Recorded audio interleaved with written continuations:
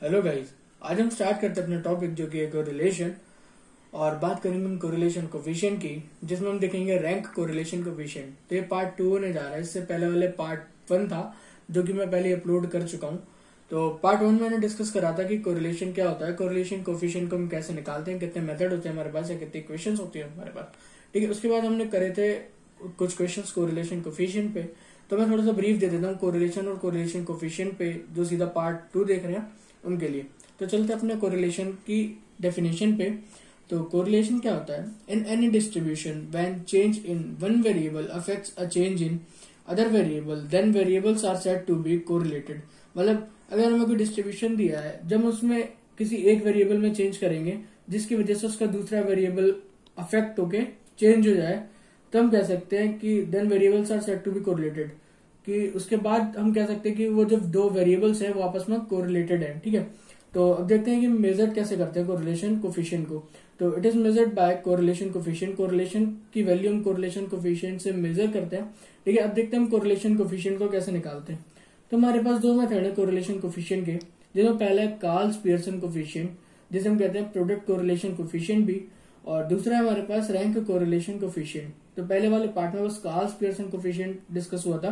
तो Carl's Pearson coefficient होता है, प्रोडक्ट कोरिलेशन कोफिशिएंट भी बोलते हैं। ठीक है, अब इसका फॉर्मूला होता है are equals to summation x i minus x bar into y i minus y bar upon n sigma x into sigma y, जिसमें एक्स बार हमारा मीन है, वाई बार हमारा मीन है, सिग्मा वाई हमारा standard deviation of y है, sigma x हमारा standard deviation of x है। तो यहाँ तक हमारा पहला पार्ट था। इसके बाद के कुछ क्वेश्चन थे जो कि मैंने नहीं कंसिडर करे इसमें। तो हम चलते अपने आज के टॉपिक पे, जो कि हमारा रैंक कोरिलेशन। तो रैंक कोरिलेशन कोफिशिएंट का हमारे पास फॉर्मूला आता है are equals to 1 minus 6 summation D I का square upon N bracket start N square minus 1 bracket close. तो ये हमारा फॉर्मूला हो गया किसका? रैंक कोरिलेशन कोफिशिएंट का। ठीक है, जहां पे एन हमारा क्या होता है? नंबर ऑफ डेटा होता है, और डी आई क्या होता है? R1 minus R2। अब यह R1 और R2 क्या है? R1 और R2 हमारी वैल्यूज दे रखी होती है डेटा की। ठीक है, तो हमें डी आई जब निकालना पड़ेगा तो हम सब्ट्रैक्ट कर देंगे तो हमारी डी आई की वैल्यू आ जाएगी। और डी आई क्या होता है? हमारा डिफरेंस ऑफ रैंक। तो R1 R2 हमारा रैंक होता है। ठीक है, अब डी आई हमारा रैंक होता है डिफरेंस का। तो हम चलते हैं क्वेश्चन पे, क्वेश्चन समझने की कोशिश करते हैं। तो क्वेश्चन है हमारा पहला, find rank correlation coefficient of following data, जिसमें हमारा डेटा दिया हुआ है मार्क्स ए और मार्क्स बी। इनको हम रैंक ए और रैंक बी कंसीडर कर सकते हैं, या रैंक 1 और रैंक 2 भी लिख सकते हैं। ठीक है, तो मार्क्स ए में डेटा दिया है 15, 20, 27, 13, 45, 60, 20, 75। और मार्क्स बी में हमारा डेटा दिया है 50, 30, 55, 30, 25, 10, 30, 70। तो इसी के साथ हमारा दूसरा क्वेश्चन हम सोल्यूशन अभी करेंगे। तो दूसरा क्वेश्चन है हमारे पास, find rank correlation coefficient of following data. तो ये हमारे क्वेश्चन हो गया। इसका हमें डेटा जो दिया है रैंक इन मैथ्स, ठीक है, जिसको हमने R1 कंसीडर करा है, और रैंक इन फिजिक्स जिसे हमने R2 कंसीडर करा है। तो रैंक इन मैथ्स में जो R1 की वैल्यू है वो में दी गई है 9, 10, 6, 5, 7, 2, 4, 8, 1, 3। और रैंक इन फिजिक्स जो कि हमने कंसीडर करा है R2, तो उसमें हमारी वैल्यूज दी गई है 1, 2, 3, 4, 5, 6, 7, 8, 9, 10। तो हम स्टार्ट करते हैं अपने क्वेश्चन 1 के सॉल्यूशन से। तो पहले हमने टेबल बनानी पड़ेगी इसके लिए, तो जिसमें हमें डेटा लिखना पड़ेगा। तो मार्क्स ए जिसे हमने रैंक 1 कंसीडर करा था, और मार्क्स बी जिसे हमने रैंक 2 कंसीडर करा था। ठीक है, और हमें फॉर्मूले में क्या चाहिए था? डी आई, जो कि था हमारा रैंक का डिफरेंस, दोनों रैंक का। तो R1 माइनस R2।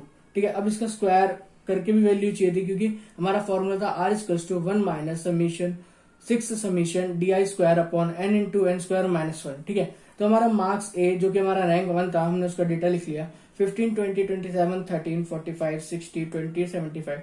और मार्क्स बी जो हमने रैंक 2 कंसीडर करा था, उसका डेटा लिख लिया हमने 50, 30, 55, 30, 25, 10, 30, 70। अब हमने इनका डिफरेंस निकाल लिया। तो d i equals to R1 minus R2। तो R1 में से R2 को हमने सब्ट्रैक्ट कर दिया, तो हमारे पास वैल्यू आती है -35, -10, -28, -17, 20, 50, -10, 5। अब डी आई स्क्वायर हमने इन वैल्यू का स्क्वायर कर दिया। जो हमारे पास डी आई डिफरेंस आया था रैंक का, उसकी वैल्यू का हमने स्क्वायर कर दिया। तो 35 का स्क्वायर 1225, -10 का स्क्वायर 100, -28 का स्क्वायर 784, 17 का स्क्वायर 289, माइनस 17 का स्क्वायर 289, 20 का स्क्वायर 400, 50 का स्क्वायर 2500, माइनस 10 का स्क्वायर 100, 5 का स्क्वायर 25। हमारे पास वैल्यू आ चुकी है। अब मैं करना क्या है, समीशन डी आई स्क्वायर करना है। ठीक है, फॉर्मूला, अब पहले फॉर्मूले पे चलते हैं ताकि हमसे कोई गलती ना हो जाए। तो पहले फॉर्मूले लिखने का ये फायदा होता है कि हम फॉर्मूले के अकॉर्डिंग अपनी टेबल बना सकते हैं जो टेबुलर डेटा होता है। ठीक है, तो नाउ फॉर रैंक कोरिलेशन हमें पता है फॉर्मूला हमारा r equals to 1 minus 6 summation D I square upon N into N square minus 1। तो पहले हमारा काम क्या होता है, सबसे पहले हमें नंबर ऑफ डेटा गिनना होता है ताकि हमसे, क्योंकि अगर ये गलत हो गया तो हमारा पूरा क्वेश्चन गलत होने के चांसेस ज्यादा रहते हैं। तो एन इक्वल्स टू 8 है। अब ये कैसे है, 1 2 3 4 5 6 7 8। तो टोटल हमारे पास डेटा कितना दिया है, तो टोटल हमारे पास डेटा 8 दिया है, मतलब एन की वैल्यू हमारे पास 8 आ गई। तो अब summation D I square find करना है, तो हमने डी आई स्क्वायर निकाल लिया, इसका सम कर लिया, तो हमारे पास वैल्यू आती है 5 4 2 3। ठीक है, अब हमने क्या करना है, वैल्यू पुट करनी है एन की और डी आई स्क्वायर की इन द फॉर्मूला। ठीक है, तो हमने वैल्यू पुट कर दी, R equals to 1 minus 6 summation D I square की वैल्यू थी 5 4 2 3 अपॉन एन की वैल्यू थी 8 into N square 8 square minus 1। तो इसके बाद हमें वैल्यू मिलती है आर इक्वल्स टू 1 माइनस 6 से मल्टीप्लाई करके 5 4 2 3 को हमारे पास वैल्यू आती है 32538 अपॉन 8 का स्क्वायर 64 माइनस 1। इसके बाद हमने सॉल्व करा, आर इक्वल्स टू 1 माइनस 32538 को 8 इंटू 63 डिवाइड बाई 8 इंटू 63। ठीक है, अब इसके बाद आर इक्वल्स टू 1 माइनस, अब 8 इंटू 63 को करा तो 504 आ गया और 32538 एज इट। अब इसको हमने डिवाइड करके 1 में से सब्ट्रैक्ट कर दिया, तो हमारे पास आर की वैल्यू बचती है माइनस 63.559। ठीक है, अब हमें पता है, इससे पहले वाले पार्ट में मैंने एक चीज और डिस्कस करी थी कि जो आर की वैल्यू होती है हमारी, वो लाई करती है किसकी रेंज में, -1 और 1 की। ठीक है, -1 और 1 के बीच में लाई करेगी। तो इसके हिसाब से -1 से तो ये ज्यादा ही दूर है, तो हमारा आर इक्वल्स टू माइनस 63.559। तो हम क्या कहेंगे, डेटा नॉट कंपेरेबल है। ठीक है, अगर हमारी इसके पास आती है तो हम स्ट्रॉन्ग और वीक रिलेशन भी पता कर सकते हैं, जो कि मैंने आपको पहले वाले पार्ट में बताया है। ठीक है, तो यहाँ पे ये वाला हमारे पहले क्वेश्चन का फाइनल सॉल्यूशन हो गया। ठीक है, डेटा नॉट कंपेरेबल ये लिख देंगे तो थोड़ा सही रहेगा, टीचर को अच्छा लगेगा, तो मार्क्स शायद आपको फुल दे सकता है अगर आपकी कोई काउंटिंग मिस्टेक ना हो तो। ठीक है, तो सॉल्यूशन 2 पे चलते हैं। हमने क्वेश्चन पहले देख लिया था, तो मैं क्वेश्चन पे नहीं जा रहा हूँ, सीधा सॉल्यूशन पे जा रहे हैं। ठीक है, हमें पता है, we know that for rank correlation हमारे पास फॉर्मूला होता है रैंक कोरिलेशन का, r equals to 1 minus 6 summation D I square upon N into N square minus 1। ठीक है, एन हमारा क्या है, नंबर ऑफ डेटा। अब कुछ लोग ऐसी गलती करते हैं फॉर्मूला लिखने में कि होल पे n into N square minus 1 कर देते हैं। ठीक है, तो हमको ऐसी गलती नहीं करनी है, हमें पहले ही 1 minus 6 summation D I square upon N into N square minus 1 पहले कर देना है ताकि हमसे कोई गलती ना हो। तो वही फिर एन हमारा नंबर ऑफ डेटा होता है और डी आई हमारा रैंक का डिफरेंस होता है, जो कि हो गया R1 माइनस R2। ठीक है, अब हम फॉर्मूला लिख के अपना टेबुलर डेटा लिख के वैल्यूज कैलकुलेट करेंगे, देन हमारे पास उसके बाद आंसर आ जाएगा। ठीक है, रैंक इन मैथ्स जो कि हमारी R1 थी, R1 की वैल्यू हमारे पास 9 10 6 5 7 2 4 8 1 3 दी हुई है, और रैंक इन फिजिक्स जो कि हमने R2 कंसीडर करा था उसकी वैल्यू हमारे पास दी है 1 2 3 4 5 6 7 8 9 10। ठीक है, अब d i equals to R1 minus R2 की हमने डिफरेंस निकाल लिया, इन दोनों का डिफरेंस निकाल लिया रैंक का 8 8 3 1 2 -4 -3 0 -8 -7।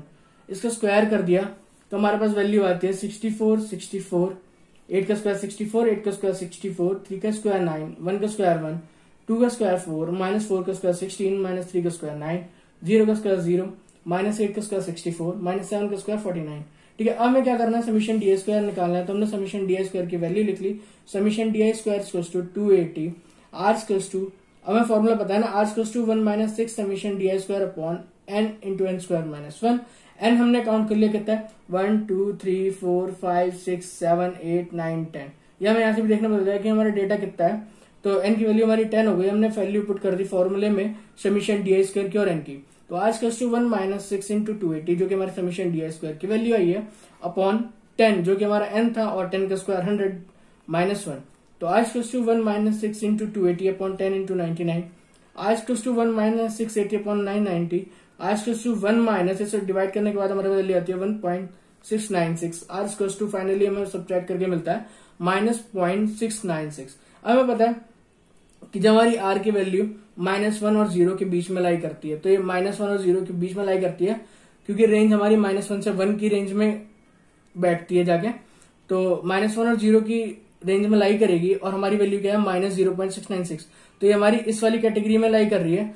तो हम कह सकते हैं there is a negative correlation, ठीक है, क्योंकि आर की वैल्यू आप इससे भी देख सकते हैं कि हमारी आर की वैल्यू नेगेटिव आई है। तो हमारा इसके साथ फाइनल सॉल्यूशन हो जाता है क्वेश्चन नंबर 2 का। तो इसी के साथ अपनी वीडियो को एंड करते हैं। I hope you will understand how to solve questions based on correlation. If you like the video, please subscribe the channel and press the bell notification icon for getting instant updates on Engineering Mathematics 4. Thank you.